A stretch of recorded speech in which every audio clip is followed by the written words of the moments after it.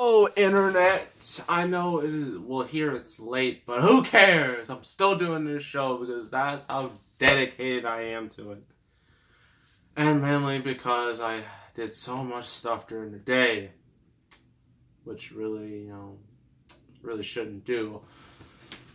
But all that is over now. Before we get to review, which is this scary movie, I got new movies, and they're all family friendly, which means YouTube will not, do anything about it. And the funny thing is, I just realized this: two of these movies are Fox movies, while the other two are Sony movies. So, what a coincidence! And also, two are old. One is a really old movie. The other is old, but not quite old. And then the other two, and then the final two are the most, are super recent. So the first in alphabetical order is this little thing, Angry Birds movie. Now, we all know video game movies have a very bad reputation, and some of that is, warranted because some of them are really, really, really bad. But this one is in the better half, of video game movies. Since this is based off an app, considering the app has a very basic story. The pig stole the eggs. Go beat up the pigs and get the eggs. This movie has that basic plot, but it's spread out a lot more because you gotta spread it out. This movie has good stuff and bad stuff in it. Good being, the final action scene, but the bad stuff is some of the repetitive and just lazy stories. And also, this movie has some incredibly inappropriate jokes for a children's flick. But I'll get into all that when I eventually review the Angry Birds movie. Next up is a very recent flick. A movie that no one thought would do as well as it did, but here we are. Greatest Showman. Of course, this movie, when it first came out, it didn't have a great opening. It opened to 8 million, and its budget was 80 million, so that's no good. But granted, it was the Christmas season, and Christmas season always, boosts the grosses of movies. That's how it's been since forever. But this one went above and beyond. It was like this movie would never die. It would never stay down. It had so much momentum. It stayed in the top 5 for what felt like years. It was crazy. And its soundtrack sold like crazy too. So, yeah. And this was during Star Wars, the controversial Last Jedi. When that came out, dominated everything. This movie survived. So yeah, that's Great Showman. But the other movie that survived and made even more money than anyone thought it would, is Jumanji: Welcome to the Jungle. This fought directly against Star Wars, and it succeeded. And is now currently, domestically, the biggest Sony movie of all time. And this movie just had such a repeat value to it. And the funny thing is, everyone thought this movie was going to fail or just be crap. Because we all know how Sony handles remakes. Ghostbusters. But this one was so well received by, audiences and critics that they kept coming back for more and more and more and more. It was nuts. And I'm going to go over the story behind this and Greatest Showman, why they just did so well during the Christmas season last year. I'll go over that when I review these. And last and certainly least, I guess, you're probably all gonna laugh. I can already see it. Robots. And I was just we're gonna do more Blue Sky movies. Because I think the only ones I've done are Rio. I think that's it. That's kind of sad. I do have Ice Age, but that hasn't been reviewed yet. And now we have Robots. This was their second movie. Well, it wasn't quite the success that Ice Age was. Nowhere near as... Well, it was a hit, but it wasn't an Ice Age level hit that would reach to 5 movies and make a ridiculous amount of money foreign for some reason. This one is arguably a lot better than Ice Age in my eyes, because it, you just look at it and you're just like, this is pretty cool, even though this world is very confusing considering everybody's a robot. Well, kind of creates questions and problems, just like Toy Story with toys. So yeah, those are the 4 I got. They will be reviewed eventually on this channel. Some might be sooner than later. A pretty alright selection, but Greatest Showman and Jumanji, I haven't seen either of them. I should have, but I didn't. So yeah. So just to recap, Angry Birds, Greatest Showman, Jumanji, and Robots. Those are the 4 I got, and will be reviewed eventually. But for now, let's get to the real review. Scary Movie. Made by the Wayans brothers. But this was before, they went full stupid. This movie basically parodies everything. It is a pure spoof movie. And this was like back when that genre still had a bit of credit before they ruined it. Actually, the people who wrote this, Jason Friedberg and Aaron Salter, they ruined the genre by doing crappy imitations like, let's see, Date Movie, Epic Movie, which I have seen, unfortunately. Is that Meet the Spartans, Disaster Movie, bunch of hot garbage, bunch of just lame movies. But this was like they only wrote this; they didn't like make the movie, so it's not quite the same, but still, yeah. So this, yeah, it basically spoofs everything. It mainly spoofs Scream. Also takes pages out of I Know What You Did Last Summer, Blair Witch. I think Matrix parodies, that's in there too. And just a bunch of other stuff that was popular around the time. And they make fun of a bunch of horror movie cliches about how certain characters are complete idiots. And they are. They make really stupid decisions. And they just, that's what they did. And it was a huge success too. And it spawned 4 sequels. Each not as good as the first. Well, 3 and 4 have their moments, personally. 5, you can burn that. So, let's read the back. If you want to read the back, go right ahead. Alright.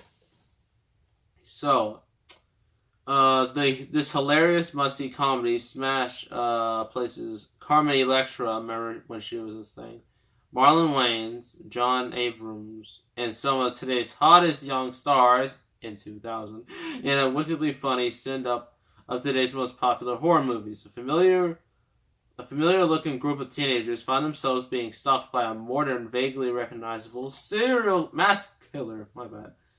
As the victims begin to pile up and the laughs pile on, none of your favorite scary movies escape the razor-sharp satire of this outrageously funny parody.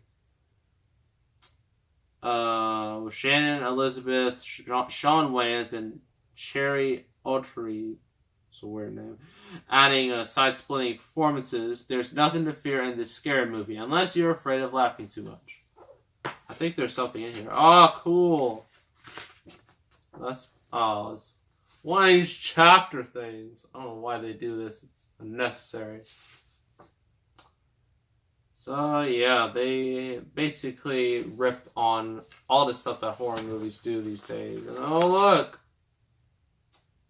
Look at here, Scream! This clearly can't be a coincidence. There's a reason why it's in here. The whole Scream selection. I mean, seriously. They knew what they were doing. They knew exactly what they were doing. Got all these horror movies in here. There's Halloween. I see Halloween. There's a bunch of movies they made in the 90s. But yeah, it can't be a coincidence. The first thing that pops up is Scream. Oh, look at here. Not a coincidence. Not a coincidence. This is purely intentional. Oh, look at this. Oh, you can run a free DVD if you buy 5 of these. That's lit. Let's see if it still works. Oh. Oh, well, expired like on April 30th, 2001, so probably not. Oh. Yeah. Oy. So, the whole plot of Scary Movie, you have our main character, Cindy, who is a likable lead, but she's not the smartest. Quite frankly, none of them are very smart. Which is the whole point of horror movies, because, you know, a lot of characters are not smart at all. So, well, in the beginning, you got, like, this chick, like, she's making popcorn. This was back when they had popcorn, like, these aluminum bags, or something like that, and they just pop and they expand. This isn't like today's bags, where just, like, in paper. No, this is in the past. And then she's on the phone. If you know Scream, you know exactly where this is leading.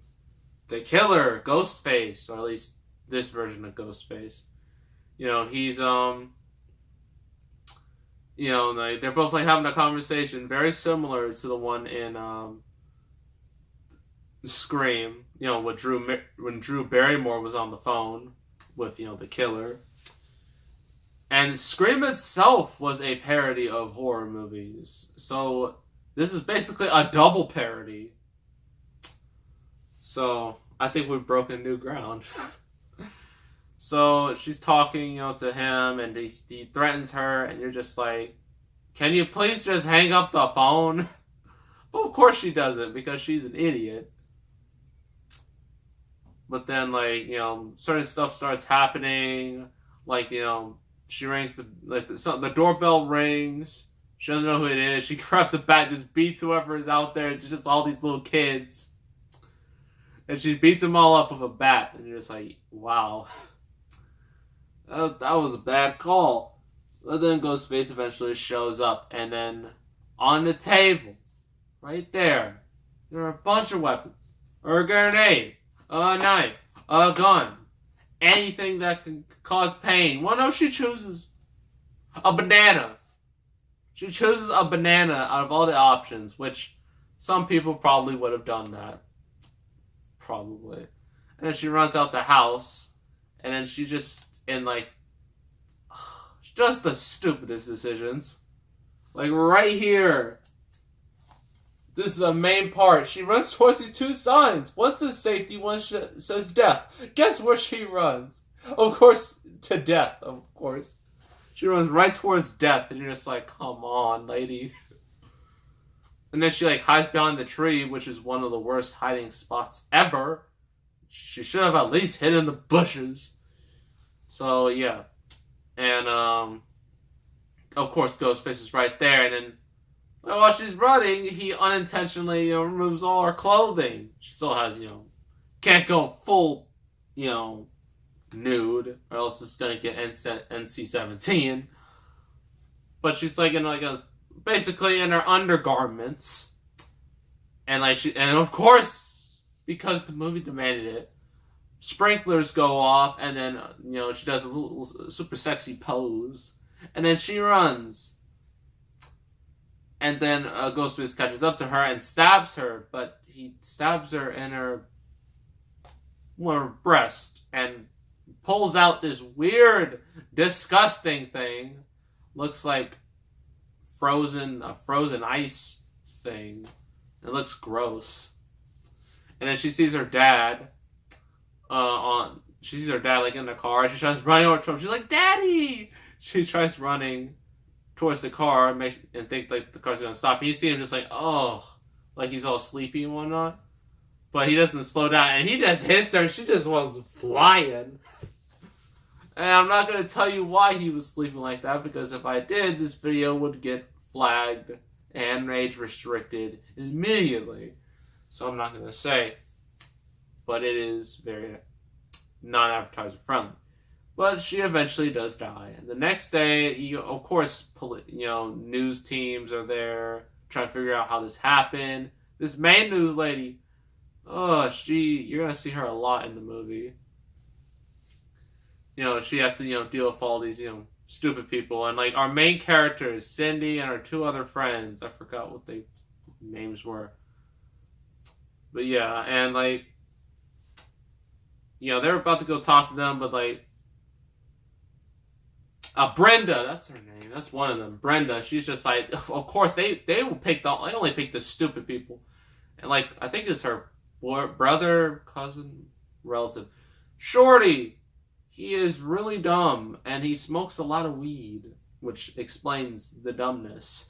And, of course, he gets the interview, and he does something that a lot of people would do in this day and age. I mean, everyone knows, like, on newscasts, like, stuff can go horribly wrong when someone says something so unexpected. Everyone knows that. And he does the same. So, basically the rest of the movie is trying to figure out who this killer is. And the killer eventually, is going after, everyone else. One of the standout scenes was when Brenda and her boyfriend, they're in a movie theater, right? And Brenda is the most annoying person on the face of the planet in this movie theater. She is, like, talking real loud. She's on her phone. She spoils stuff. It's bad. You would never want someone like that in your theater. And people are just like, please shut up. And she just goes off on them. But Ghostface is in there. He's actually right behind her. He's about to stab her. But someone stabs Brenda for him. And then they all start killing her. And then she's all, like, screaming in pain. And then everyone's just, like, throwing popcorn at her. She's just like, boo! And then she dies. Everyone's like, yay!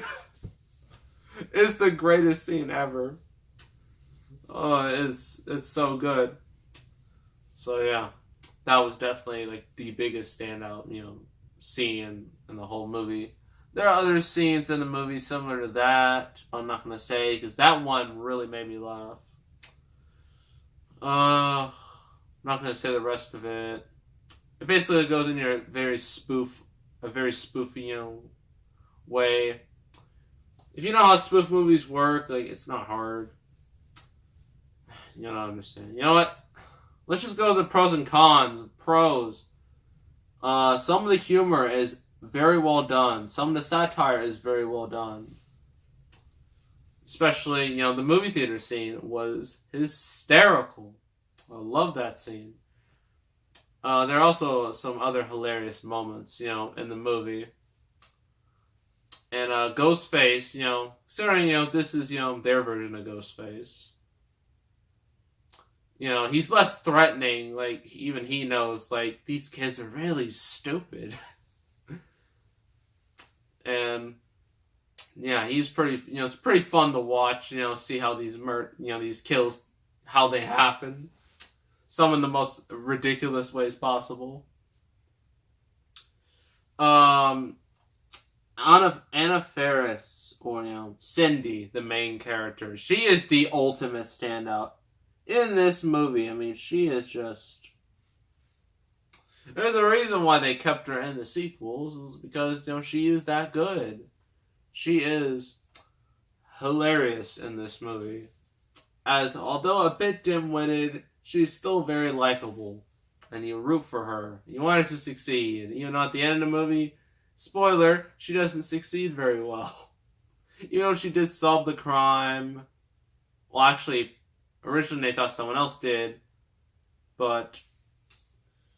Oh, another standout scene. I forgot. The Blair Witch scene. So, the news lady and her cameraman are, in the woods for some reason. And then, like, they hear something coming towards them. They just start running. And it's all shaky, just like Blair Witch. Then they both get knocked down, and the news lady, she's like close to the camera. Just like in the original Blair Witch, which I have seen and reviewed. If you want to go check that out, go. I don't know how you're going to find it. It's so old. Just go to the movie reviews playlist, click on that, and you can search for it. But yeah, she's like all up close to the camera, and it's like, in the original, because, the main character was just like all crying, stuck on her nose. This one, it's not just goes on her nose, is like a waterfall. It's ridiculous. And then you think she's dead, but spoiler, she's not. In fact, really none of the main characters are dead. Because, although on the box art it says no sequel, they're in the sequel. So the movie lied to you. It trolled you. It got a sequel 1 year later, which wasn't as good. So yeah. Overall, cons, forgot. Yeah, some of the story can get a little, some of the jokes don't really land. Some of the characters aren't that compelling. And it just like a lot, some of this movie really works, and some of it doesn't. It's just like kind of a mixed bag, which is how this movie was received. But it still has but the funny moments are really funny. Again, as I already mentioned, the movie theater scene, the opening scene, movie theater scene, and the Blair Witch scene, all comedy gold. All of them are great. So yeah. Overall, this movie, I it's fun to watch it now. I kind of have a blast watching this. Sure, it's not the greatest movie. It doesn't have the greatest writing, but who cares? As long as it's entertaining, you get a plus. You get a thumbs up from me. So I'm going to give it a 7 out of 10. If you like spoof movies, this is one of the better ones, sort of, out there. At least in the 21st century. Yeah, but overall, it's alright. Pretty good spoof comedy in my eyes. So that's Scary Movie. The next review, I have to look and find out what it is. Ooh, a sequel. Not only that, a comedy sequel. And it's not Scary Movie 2, if you thought of that. No. It's a movie I just reviewed a couple days ago. And it is 22 Jump Street. A sequel that knows it's a sequel. It is completely self-aware of its existence. And that is what I am reviewing, which is kind of fitting considering the whole bad situation that's happening with Solo, which I will talk about when I review Solo, but that movie's not looking good. So make sure to subscribe, like this video, leave a comment, and I will see you all next time, and I am out.